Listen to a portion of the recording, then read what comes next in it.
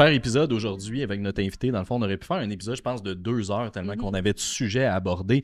Il y a des choses qu'on a dû stopper parce que justement, là, je pense que le podcast, on sera encore ici demain matin. Oui, effectivement, on a rencontré Pierre-Luc Mercier, qui est un opérateur de machinerie lourde.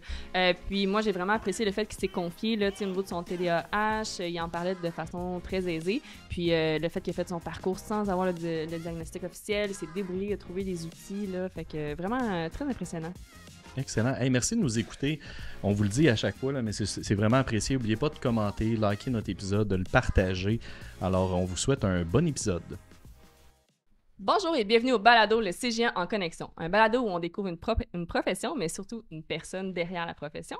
Aujourd'hui, je suis avec mon co-animateur Sébastien, intervenant au CGE de Saint-Jérôme.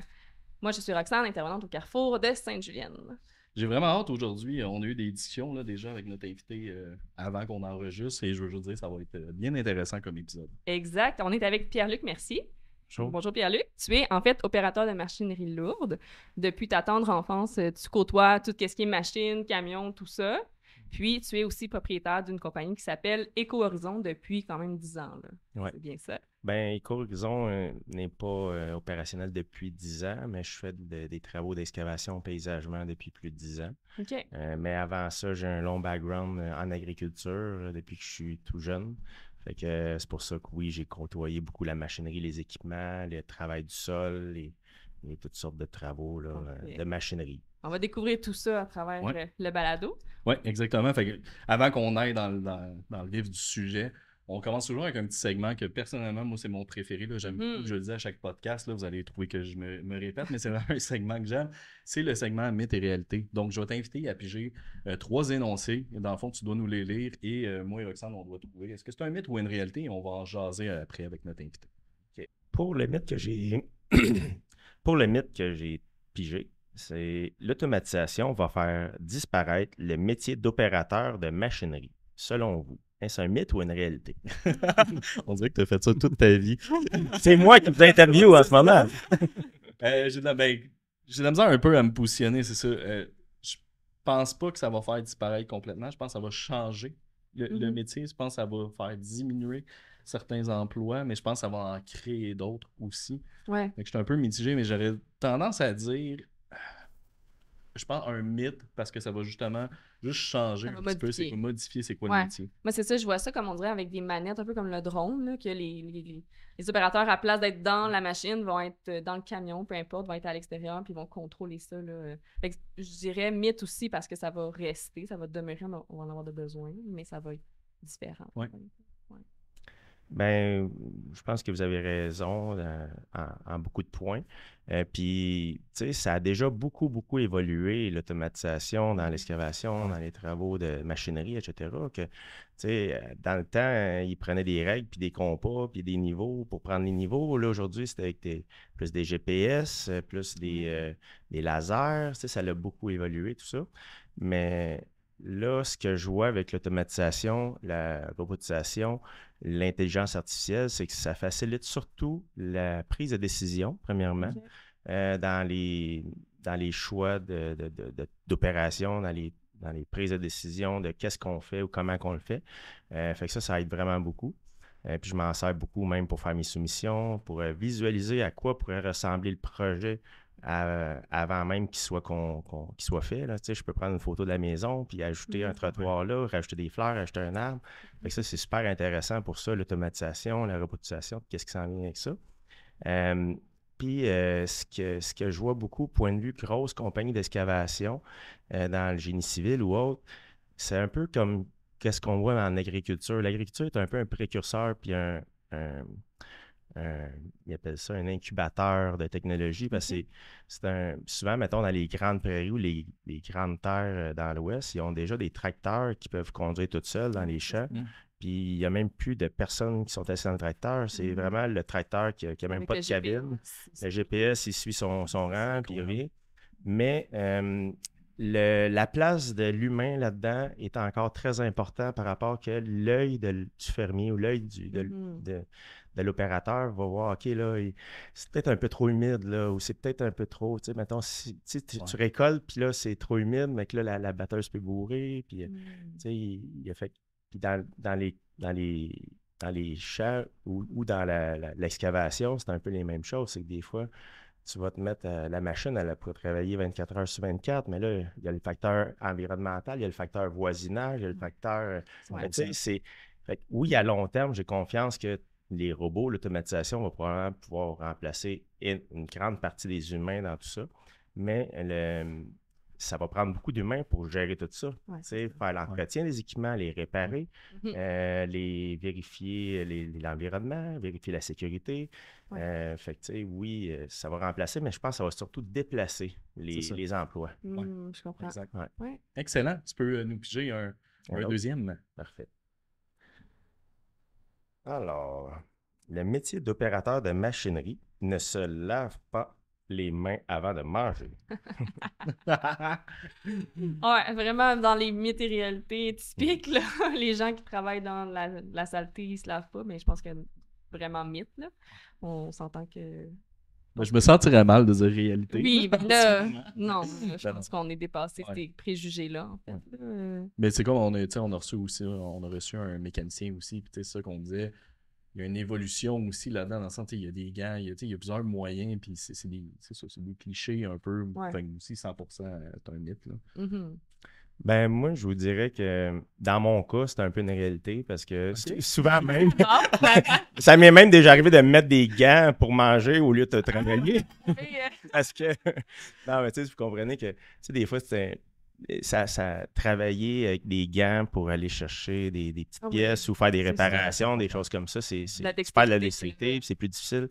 Fait que, puis souvent, on est comme on n'a pas vraiment le temps d'aller aux toilettes ou d'aller au dépanneur ou de moi, je traîne des fois des lingettes humides, des choses comme ça pour me laver les mains ou pour être capable de manger, là, être un peu propre aussi pour rentrer dans ma machine, pour pas tout saler ma machine.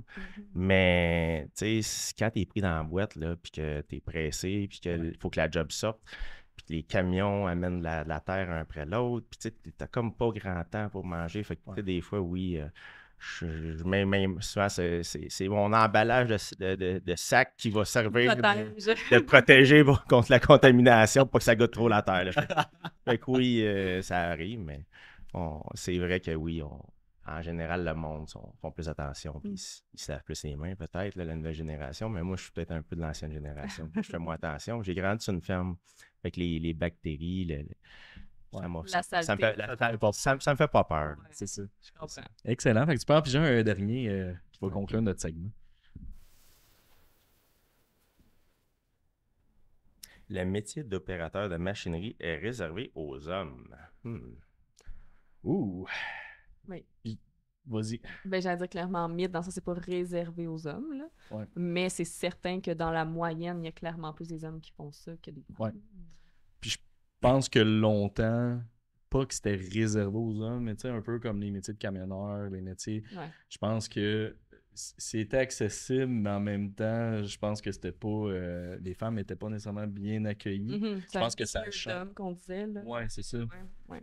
C'est de même, je le vois, mais tu sais, je pense que justement, comme beaucoup d'autres métiers, je pense que ça a tendance à vouloir changer, justement, s'ouvrir. Puis je pense qu'il y a un gros changement. Fait que tu sais, je vais y aller avec. Je pense que c'est une réalité, mais qui est vers le changement. Qui tend à changer. C'est une réalité, oui, mais ça dépend des secteurs encore. Mettons, comme dans le paysagement, il y a beaucoup de femmes. Tu sais, tout ce qui est entretien, plus ce qui est entretien paysager, comme les faire des plates-bandes, du pavé, de l'aménagement, décider qu'est-ce qu'on va mettre où, etc. Les femmes ont souvent beaucoup plus de force là-dedans. L'homme est beaucoup plus, mettons comme opération, mécanique, pelletage, etc. Plus les jobs plus physiques, oui, l'homme a plus souvent de facilité là-dedans. Mais pour tout ce qui est opération de machinerie, comme tu disais, il y a beaucoup plus de femmes qui sont camionneuses aujourd'hui. Puis toutes les équipements sont beaucoup plus adaptés aussi pour... les grandeurs, des fois. Oui, les grandeurs, l'ajustement du siège. C'est plus nécessairement difficile physiquement non plus là, comme métier parce que Mm. la plupart des... Avant, mettons, il y avait beaucoup de travail manuel. Là, aujourd'hui, avec l'automatisation, les ça. technologies, c'est Ouais. beaucoup moins manuel, c'est plus mécanisé. Fait que Plus accessible, c'est peut-être. beaucoup plus accessible justement pour les femmes. Puis moi, j'ai connu plein de femmes qui adorent ça, conduire des pelles mécaniques, puis qui trippent au bout. Là, tu sais, c'est un peu comme des jouets, hein, tu sais, puis il y a des filles qui aiment mieux jouer au Barbie, puis il y a des hommes, il y a des filles qui aiment mieux jouer avec des camions. Là, tu sais, ça dépend des jouets, là, de Ouais. comment tu as été élevé, puis comment aussi que dans quoi tu as grandi aussi. Là. Mhm. Ouais. Intéressant. Super. On tombe dans le segment dans la peau de. Donc, encore une fois, les questions ont été réfléchies par les jeunes. Donc, c'est des choses que les jeunes avaient envie de savoir par rapport aux différents invités. Puis, on commence, je dirais, de l'enfance, puis on s'en va vers plus aujourd'hui. Fait que les questions, en fait, qui avaient été réfléchies, dans un premier temps, c'est quand tu étais enfant, est-ce que c'était quelque chose que tu avais envie de faire, de faire ce métier-là, travailler dans les machines, les camions, ces choses-là?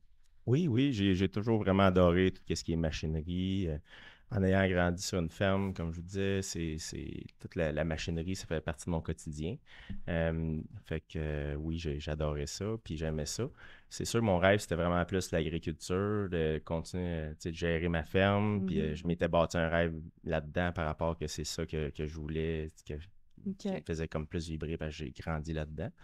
Mais je pense que dans la vie, il faut s'adapter, puis on a plusieurs possibilités. Là. Il faut... Fait que, en même temps, je continue mon rêve d'une certaine manière parce que je travaille le sol, je travaille, je fais des jardins des fois, j'améliore les paysages, j'améliore la vie, la nature, tout ça, je contribue à tout ça. Fait que je retrouve ça, je travaille dehors, c'est un domaine qui est très similaire. Au domaine de l'agriculture, l'excavation, le paysagement. Fait que je retrouve beaucoup de ce que j'aimais dans l'agriculture, dans l'excavation, le paysagement, ces choses-là. Puis fait que dans le fond, si on demande, parce qu'il demandait un élément déclencheur qui a fait que tu as choisi cette profession-là, par exemple, j'imagine c'est le fait d'avoir grandi sur les terres. Oui, c'est ça. Et je suis curieux, mettons, justement, vu que tu as grandi sur une ferme, que tu as eu ça, il y avait des tracteurs, il y avait des machines, toute ta vie, as-tu un métier là, qui n'a rien à voir avec tout ça, que quand tu étais jeune, tu as fait comme, hey, j'avais une baguette magique, j'essaierais ça. Y a-tu comme quelque chose que tu aurais voulu aller qui est comme un peu champ gauche? Ça a vraiment toujours été dans ce genre de métier-là? Moi, je te dirais que ce qui me fait vraiment vibrer, c'est le côté créatif, résolution de problèmes.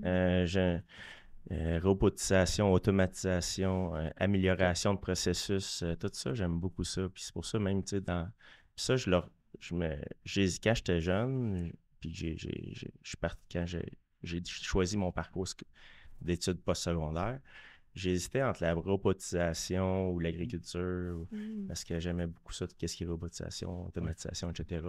Je voyais qu'il y avait vraiment un beau potentiel pour les prochaines années. Puis finalement, j'ai choisi l'agriculture parce que je me disais que je pourrais avoir comme un peu les deux. Parce que dans l'agriculture, on peut optimiser, automatiser, améliorer les processus à l'interne pour mes propres besoins. Parce que en le faisant en robotisation, comme à l'école, là, je l'aurais plus fait pour les autres. Puis, moi, je trouvais ça beaucoup plus le fun de faire comme pour mes besoins. Puis, si ça peut aider à d'autres en même temps, c'est le fun. Oui, c'est ça.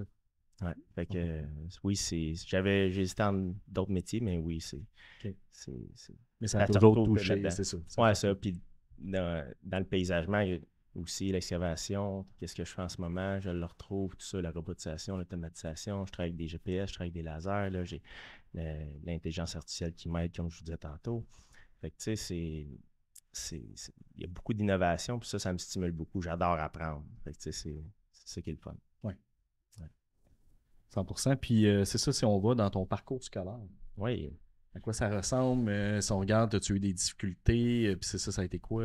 Tu sais, du primaire, mettons, jusqu'à l'université, là, dans le fond, ça ressemblait à quoi? Ben, c'est ça. Moi, dans le fond, au primaire, j'avais quand même de la difficulté quand j'étais au public.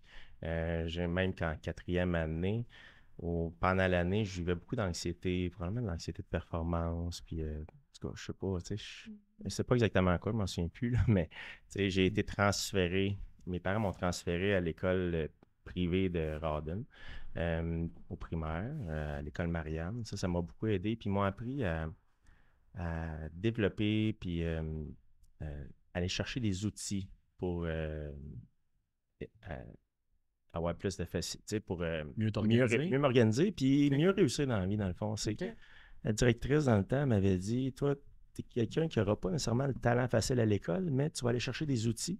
Puis ces outils-là vont t'aider à réussir dans la vie parce que tu vas comme avoir un gros coffre à outils bien rempli.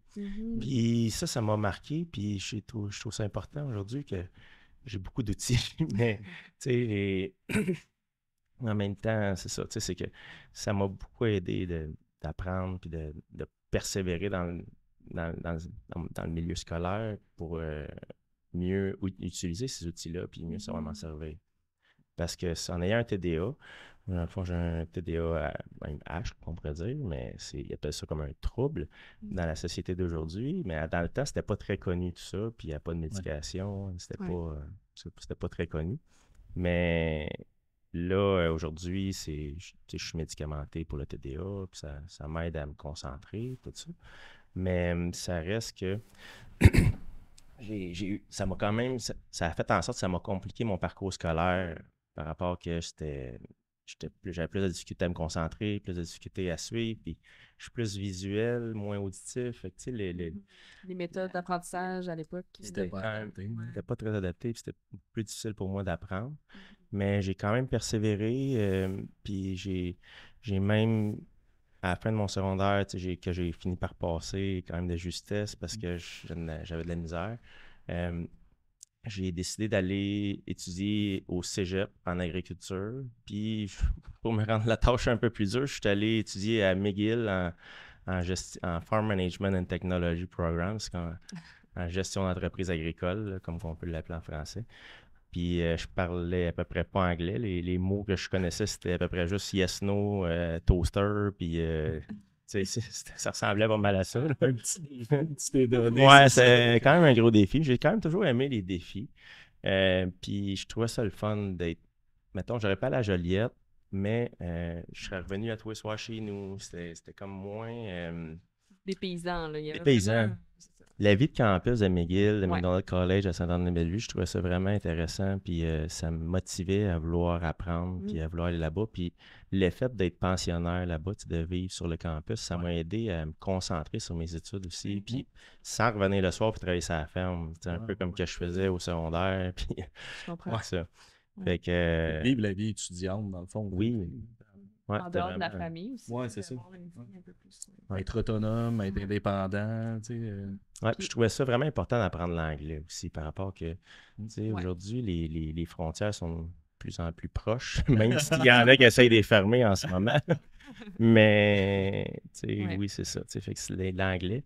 Puis, une fois que j'ai continué à travailler sur la ferme, j'ai dû apprendre l'espagnol en plus parce qu'on a engagé des Mexicains sur la ferme pour nous aider à récolter les légumes et tout ça, parce qu'on a de la misère à trouver de la main-d'œuvre québécoise. J'ai dû apprendre l'espagnol en plus.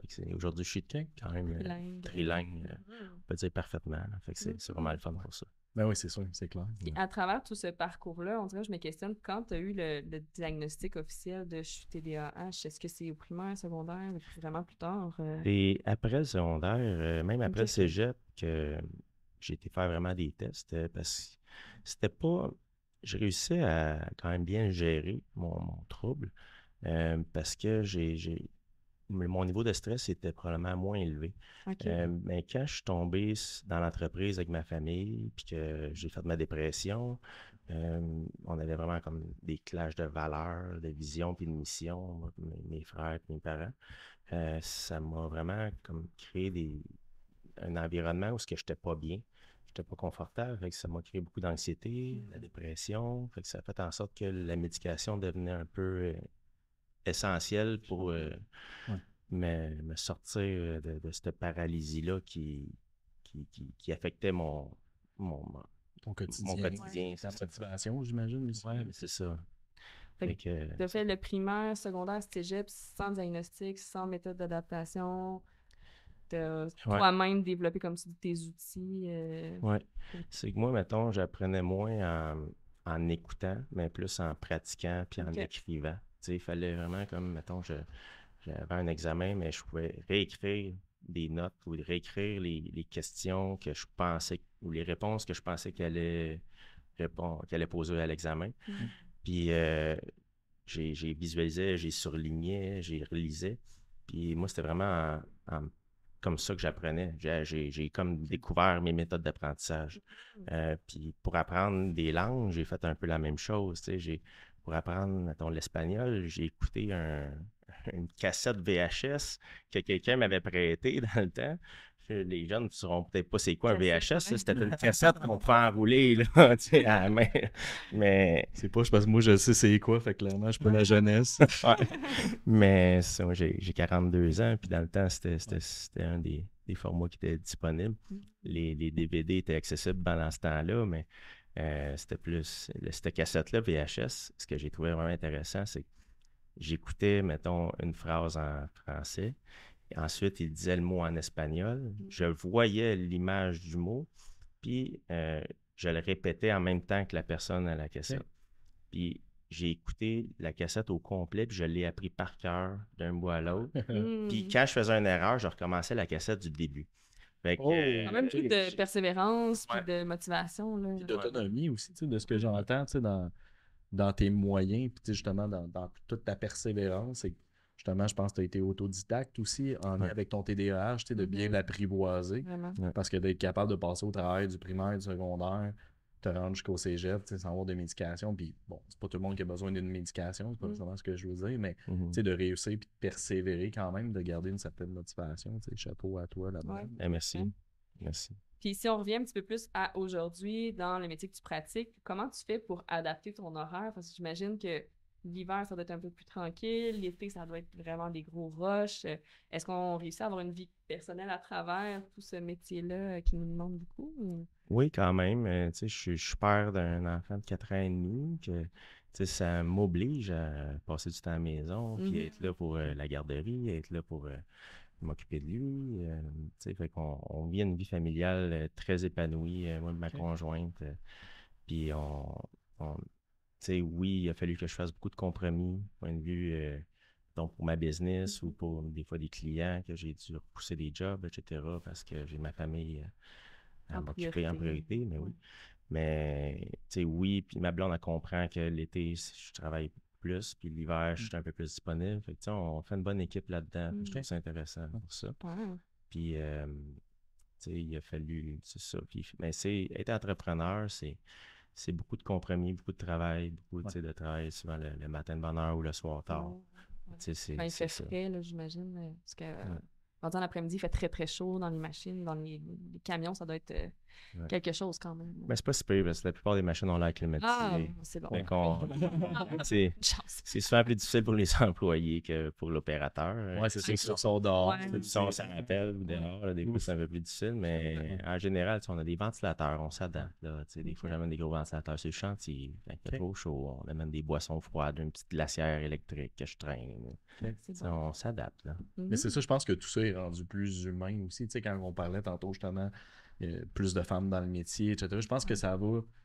Personnellement, je pense que les femmes amènent ce côté-là aussi, peut-être de prendre soin de plus de confort, honnêtement. Puis je trouve que c'est tellement une bonne chose d'entendre un entrepreneur justement qui le fait pour ses employés. Je pense que c'est juste c'est le fun d'entendre au bout de la ligne. Puis on avait une petite question un peu plus farfelue. On se demandait, est-ce que c'est arrivé qu'en faisant de l'excavation, vous avez trouvé des choses, un trésor, quelque chose que vous attendiez pas nécessairement? J'essaie de penser.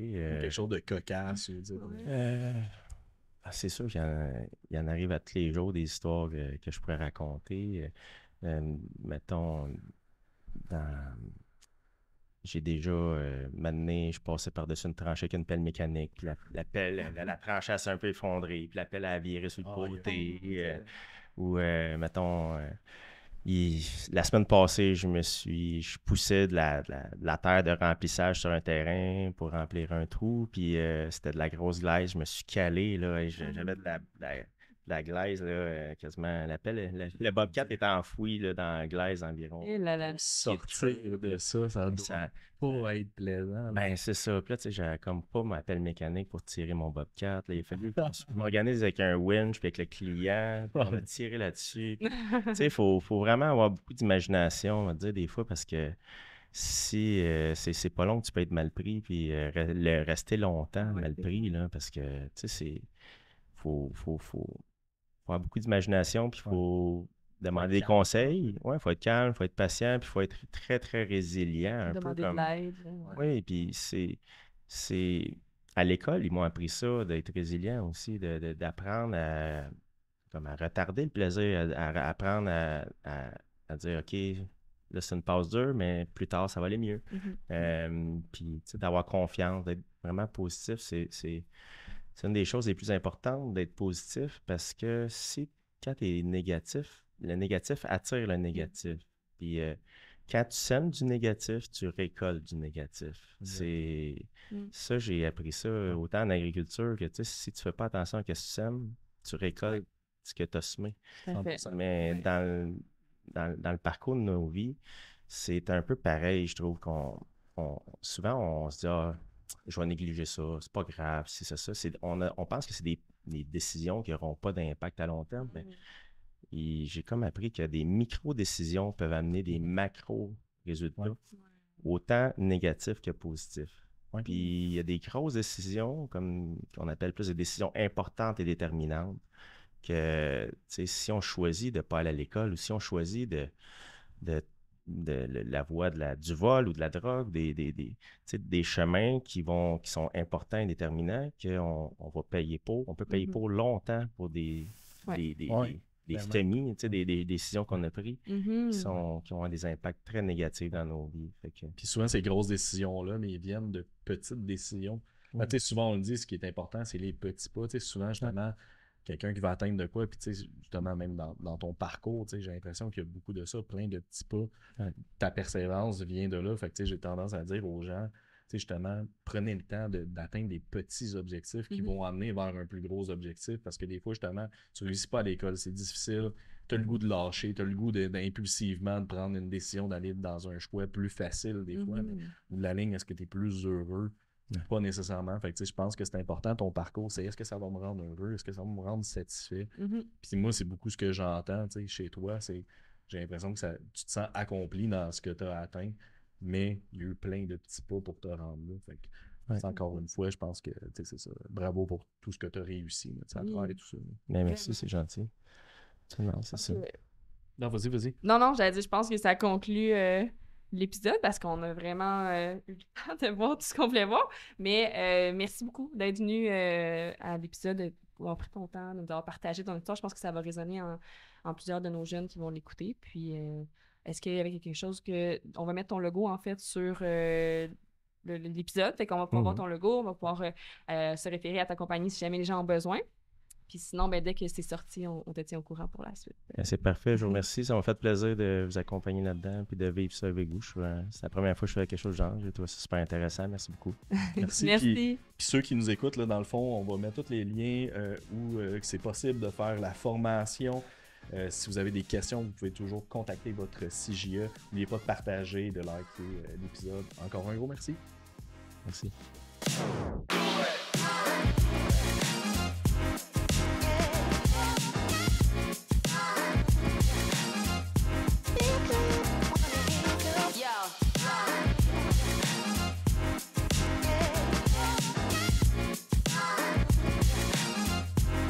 Thank you.